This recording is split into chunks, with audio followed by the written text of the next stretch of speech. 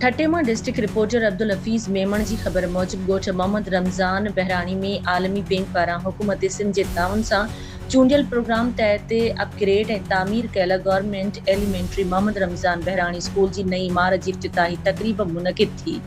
जंहिंजो इफ्तिताह deputy commissioner Thatta Sarmad Ali भागत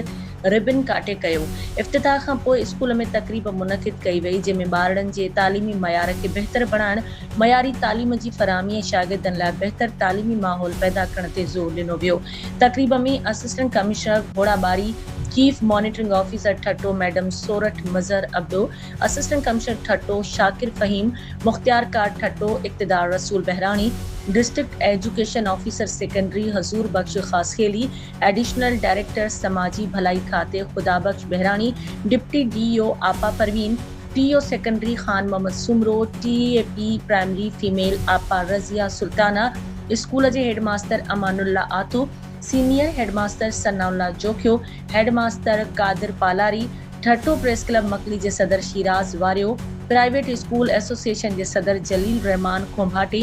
अगूणे तालका नायब नाजिम खैर मोहम्मद ब्रोही, डिप्टी डीओ सिजावल मोहम्मद बख्श बहरानी, गस्टा ज़िले सदर मोहम्मद सलीम खटरी, गस्टा ज़िले सीनियर नायब सदर खान मोहम्मद हिलायो, के शोरो, गस्टा तालका ठटे जे सदर आशिक जमारी, ठट्टो प्रेस क्लब मकली जे जॉइंट सेक्रेटरी इमदाद शाह समेत सहाफ़ियन, उस्तादन, शागिर्दन, ॻोठाणनि ऐं सिविल सोसाइटी जे माण्हुनि वॾे अंग में शिरकत कई।